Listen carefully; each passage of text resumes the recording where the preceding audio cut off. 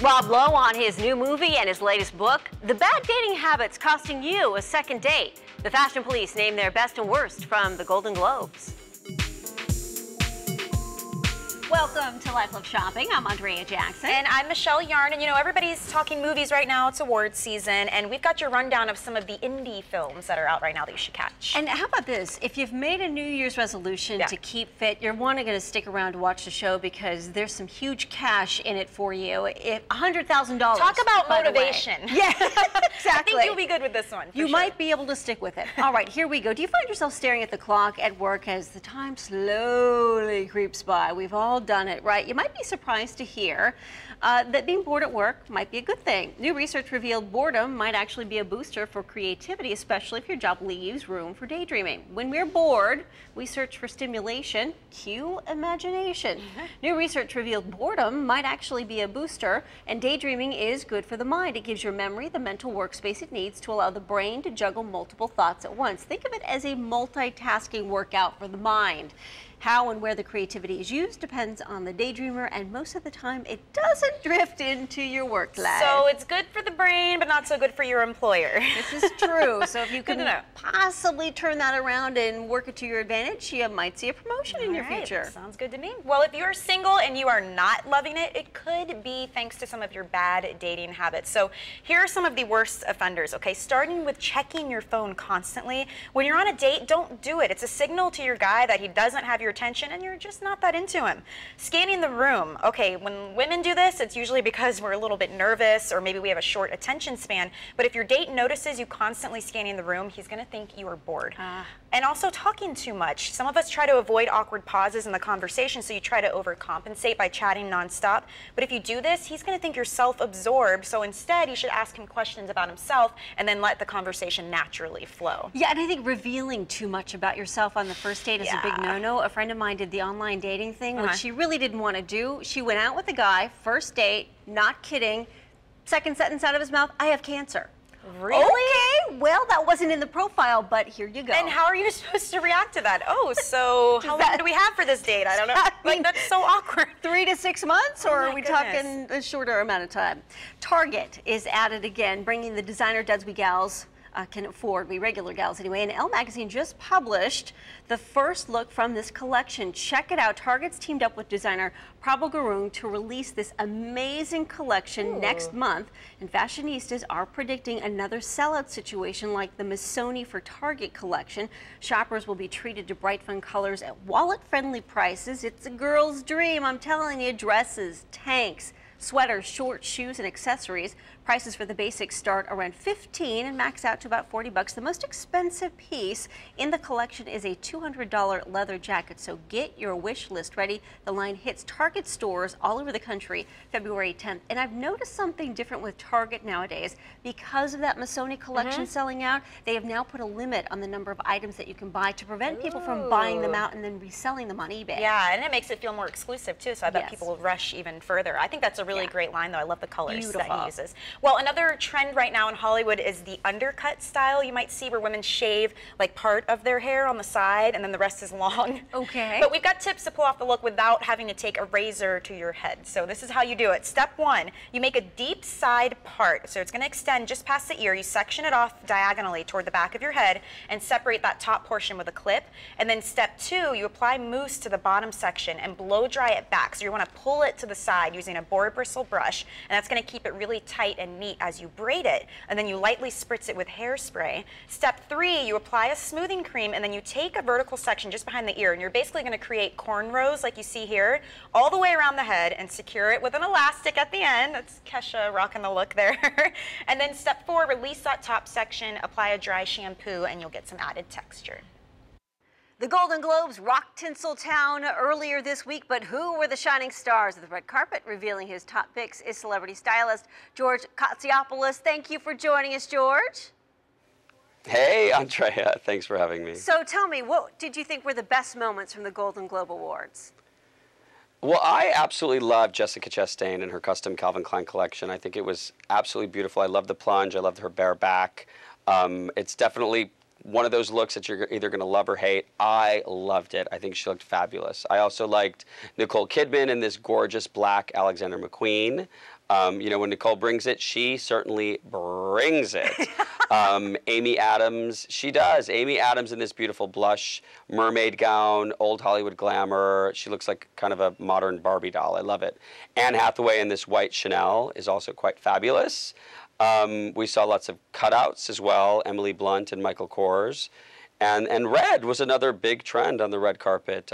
Jennifer Lawrence in Christian Dior haute couture. Haute couture. But skin was the big thing on the red carpet. I mean, lots of plunges, lots of bare backs, lots of J-Lo leg, and with, you know, showing skin, you need to make sure that it is glowing, beautiful, beautifully moisturized, which is why I love Suave Skin Solutions body lotions, because, you know, it's a really long night. So from 3 p.m. till 2 a.m., you need to make sure that your skin looks gorgeous all night long. Because, you know, if you have dry, flaky skin, it doesn't matter how beautiful your couture gown is, right?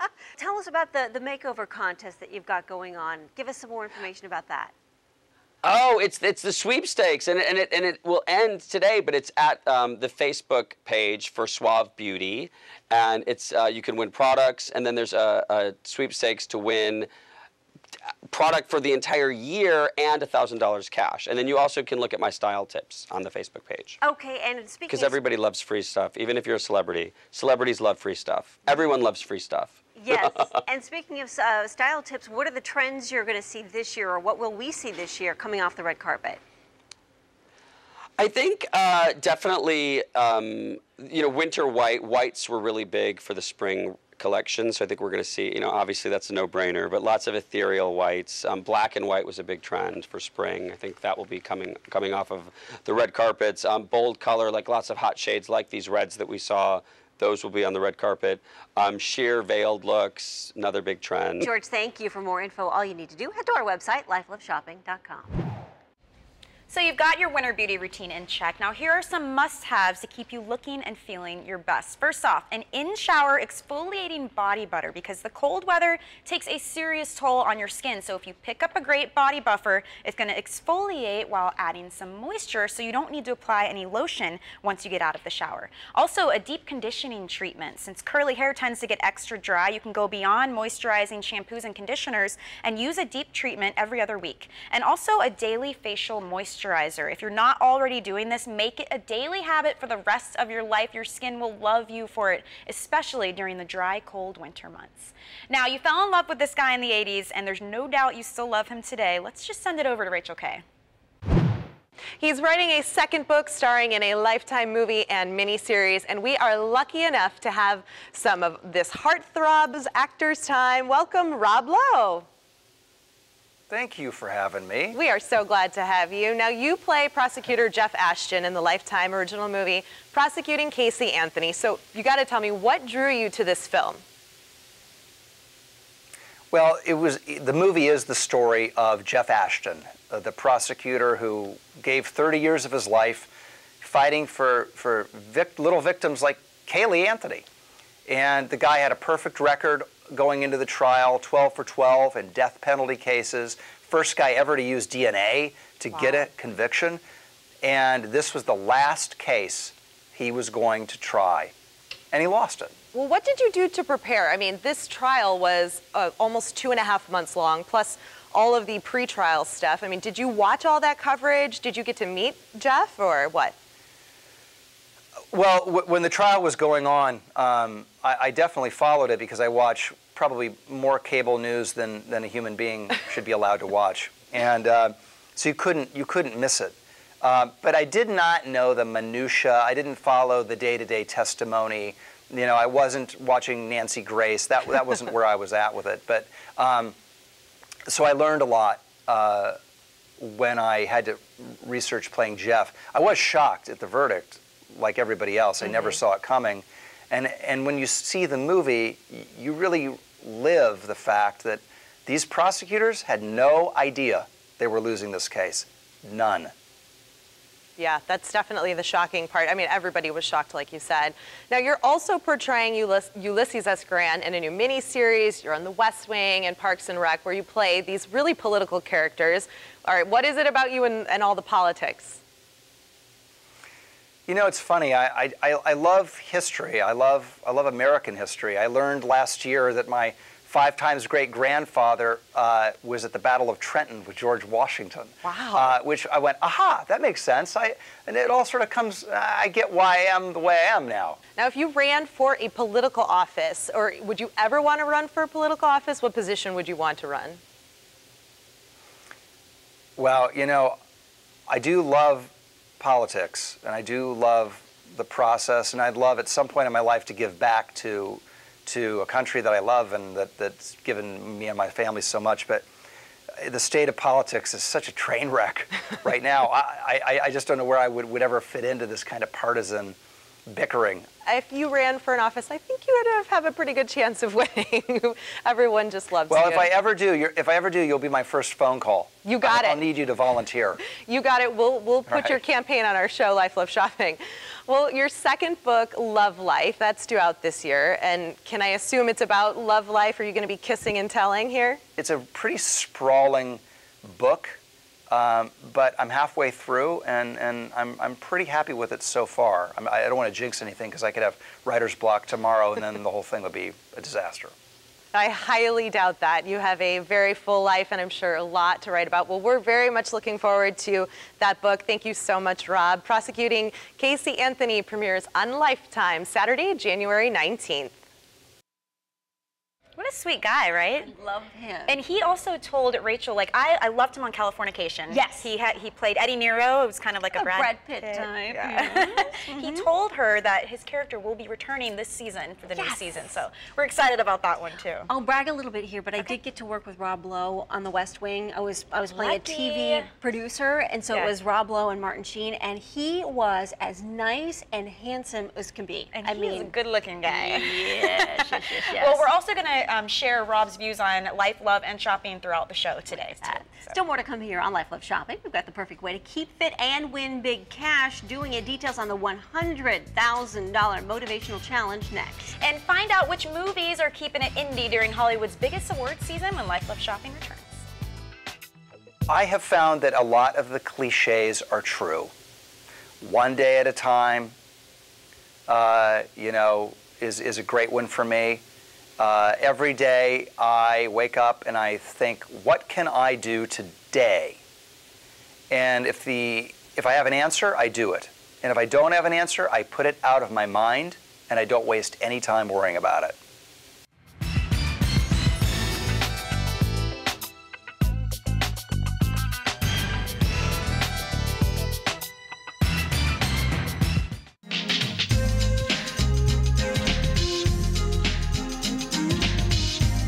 Back to Life, Love, Shopping. You know, movies are all the buzz right now thanks to awards season, and if you love a good indie film, here are a few to add to your must-see list. We'll start with Fairhaven, starring Chris Messina. You might have seen him in prime time with Mindy Kaling or rocking a mustache in Argo. Well, he co-wrote this drama about 3 friends reuniting for a funeral in snowy Massachusetts. Messina plays the bad boy alongside Tom O'Brien as a Tom Brady wannabe with a giant chip on his shoulder. There's also supporting characters. Alex Karpovsky from Girls drives this romantic comedy which premiered at the Tribeca Film Festival. Nick and his best friend Daryl are movie editors, and they're cutting a film that's about to be shelved while trying to keep their love lives intact. And then there's John Dies at the End. Horror fans will get a kick out of this genre bender comedy. The lead characters are exposed to soy sauce, and that's a drug with side effects that go beyond battling meat monsters. And the flick earned a 3rd place finish at the People's Choice Award. Experts say signing up for an event or challenge is a great way to stay motivated and achieve your fitness resolutions. Jamie Eason is here from bodybuilding.com with several ideas to help you keep your New Year's resolution to get fit and healthy this year. Jamie, thank you for joining us. Thanks for having me. Let's talk about this new study that looked at fitness resolutions. What did you find? Our study found that close to half the people who gave up on their fitness resolutions did so because they felt it was too difficult to follow a workout program or a diet regimen. The bodybuilding.com $100,000 transformation Registration Challenge puts an end to that excuse, though. So what makes this challenge different from the others that we see at this time of year? Well, this challenge, it's completely free, registration's free, and people have access to all of the free, easy-to-follow workout programs, diet plans, advice on nutrition and supplementation, and thousands of articles that are already available for free through bodybuilding.com to help them stay motivated and on track. Also, when they sign up for the challenge, they become a member of BodySpace, the world's largest health and fitness social network. There you can set your goals and track your progress, as well as connect with others and offer each other encouragement and advice. I love this. How do you enter? Well, you have to be, anyone can enter. They have to be at least 18 years old. Go to bodybuilding.com/100K to sign up. Not only do you get the chance to completely transform your body and health in a positive way, but one grand prize winner will receive $50,000 in cash, as well as a variety of other prizes. Winners will be selected based on greatest physical improvement, as well as how they achieve their goals in a final blog post on the BodySpace profile. So what does it take for someone to really succeed at this challenge? Well, a couple of tips. Make sure to set aside time for your workout to make it a part of your lifestyle. Put it on your calendar and follow one of our free 12-week training programs from a variety of fitness experts like myself on bodybuilding.com. Also, diet and nutrition are just as important as training when it comes to getting fit. So set aside time to shop and prepare those healthy meals to give you energy and keep you from straying to that junk food. Great advice, Jamie. Thank you. For more information, all you need to do is just head to our website. Thanks, Andrea. Talk about motivation. Well, there's still more to come on Life Loves Shopping. Are you the type who turns to the internet as soon as you start getting the sniffles? We'll find out how many people turn to Dr. Google coming up next. Well, it's definitely my wife Cheryl and my two boys. That's easy. You know, they make life worth living. You know, it's all about them. Everything I do is based on how it enables me to best live my life with them.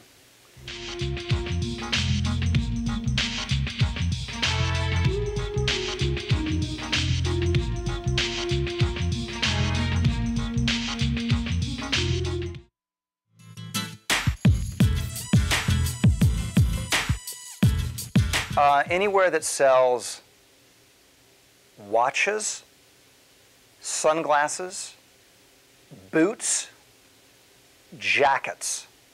Those are my things. All right, he likes it all. Welcome back to Life Loves Shopping. Do I have the flu?